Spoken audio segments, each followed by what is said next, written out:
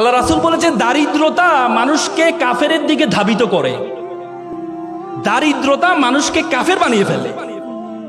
তো সুতরাং আমরা বলি, আমরা সবসময় এমফেসাইজ করি যে গরিব থাকো, গরিব থাকো, টাকা পয়সা এত লাভ কি, দুনিয়া দুনিয়া করা দরকার না, আখিরাত করো না।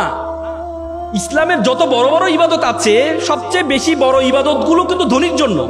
রোজা, এই তোমার কোরবানি কার জন্য? গরিবের জন্য। হজ কার জন্য? গরিবের জন্য। যাকাত কার জন্য? গরিবের জন্য। কার জন্য? ধনীর জন্য।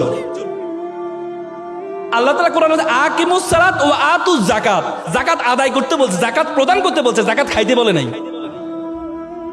আর আমরা ইসলামটাকে বানায় নিয়েছি যে এটা গরিবের ধর্ম। তোমরা জানো, ব্রিটিশরা যখন আমাদের এই উপমহাদেশে আসছিল, তখন আমরা, এই উপমহাদেশ ছিল পৃথিবীর সপ্তম ধনী দেশ, সপ্তম ধনী দেশ ছিল যখন ব্রিটিশরা আসছে। আর যাওয়ার পথে আমাদেরকে সবচেয়ে ফকিরি দেশে পরিণত করে গিয়েছে। তারা কি করছে? তারা আমাদের শিক্ষা ব্যবস্থাটাকে এমনভাবে তৈরি করে দিয়েছে, আমাদের শিক্ষা ব্যবস্থায় আমাদেরকে শিক্ষা ব্যবস্থা পড়ানো হয় যে ছিঁড়া কাঁথায় শুয়ে লাখ টাকার স্বপ্ন কেন দেখো। তারা আমাদেরকে এই যে অ্যাপ্লিকেশনে শিখায়, কি শিখায় জানো? যে কেরানি পদে চাকরির জন্য আবেদন।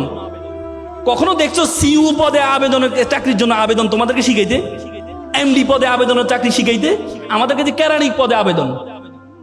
তার মানে ব্রিটিশরা আমাদের মাথায় ঢুকিয়ে দেয় তোরা ফকিরের জাতি, তোরা ফকিরের জাতি, তোরা চিন্তা করবি কেরানি পর্যন্ত, একটা প্রধান হওয়ার জন্য চিন্তা করবি না। আমরা সেই মেন্টালিটি নিয়ে আছি। বড় স্বপ্ন দেখতে পারি না, এমডি হব সে স্বপ্ন দেখতে পারি না, বড় ব্যবসায়ী হব স্বপ্ন দেখতে পারি না, সে স্বপ্ন দেখতে পারি না। এই জন্য তুমি যদি, আমি বিশ্ববিদ্যালয়তে বের হওয়ার পর আমার চিন্তা ছিল আমি চাকরি করব, সরকারি চাকরি করব। এরপর বললো না, সরকারি চাকরি করলে তো আমি তো অসৎ হইতে পারবো না, অসৎ হইতে পারবো না। আল্লাহর রহমতে আমি একটা স্বাধীন পেশায় আছি, স্বাধীন পেশা আছে। আমি যখন ওকালতি দিতে ঢুকি, প্রথম দিনে আমি স্যালারি পেয়েছিলাম 100 টাকা। একটা শুনানি করেছিলাম, জামিন করেছিলাম, সিনিয়র আমাকে 100 টাকা দিয়েছেন। এবং আমার বন্ধু যারা আছে তারা বিভিন্ন বাংলাদেশ ব্যাংক, বড় বড় ব্যাংক প্যানেল লয়ার হিসেবে ঢুকেছে, তাদের বেতন ছিল 70 থেকে 80 হাজার টাকা। কয়েকদিন আগে আমার একটা ফ্রেন্ড, আজকে 10 বছর ওকালতির পরে চেম্বার আসি, বললো বন্ধু আমি তো 80, 90, 1 লাখ টাকার মধ্যে সীমাবদ্ধ আছি, তুমি তো গাড়ি বাড়ি মালিক হয়ে গেছো, এখন বন্ধু চাকরি ভালো লাগে না, এই পেশা, তোমার পেশা চলে আসবো, আইনজীবী পেশা আসবো। তাই বললাম বন্ধু তোমাকে তো আবার শুরু থেকে শুরু করতে হবে। বলছে না, শুরু থেকে শুরু করবো। সে আবার শুরু থেকে শুরু করেছে।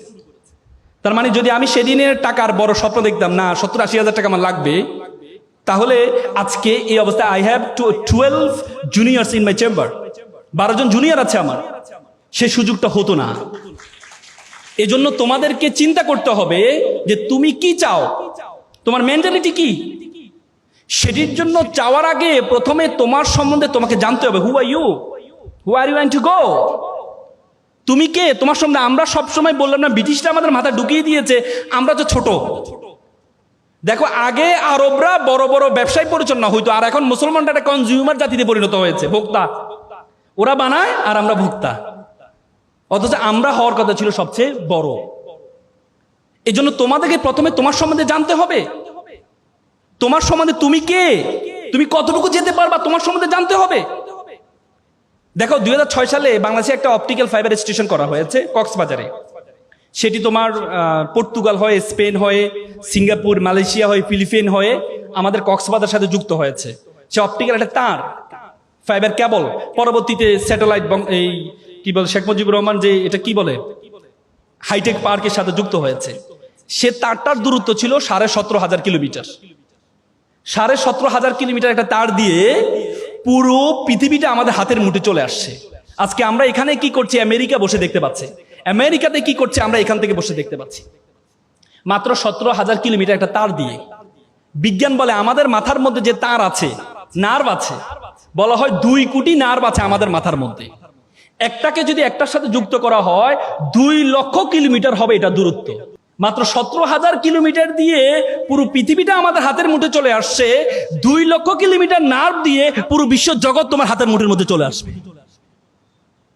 এজন্য তোমাকে জানতে হবে তুমি কে, বিশ্ব জগৎ সম্বন্ধে ধারণা আছে। এই বিশ্ব জগতের আয়তন কত বড় বলো তো, পৃথিবীর আয়তন কত? 52 কোটি বর্গ কিলোমিটার।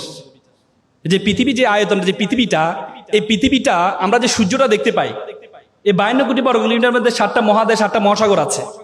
এই 52 কোটি বর্গ কিলোমিটার পৃথিবীটাকে যদি সূর্যের মধ্যে ঢুকিয়ে দেওয়া হয়, তাহলে 13 লক্ষ পৃথিবী ঢুকিয়ে দেওয়া সম্ভব। কত লক্ষ? 13 লক্ষ। আর সূর্যটা কি? একটা নক্ষত্র। আল্লাহ বলেছে বিলিয়ন বিলিয়ন মিলিয়ন নক্ষত্র আছে। তার মানে এই বিশ্বজগৎ সম্বন্ধে তোমার ধারণা আছে? এই বিশ্বজগতে আল্লাহ তাআলা তোমাকে আমাকে কি বলেছে জানো? আল্লাহ বলছে কুনতুম খায়রা উম্মাত উখরিজাত লিন-নাস তা'মুরুনা বিল মা'রুফ ওয়া তানহাউনা আনিল মুনকার।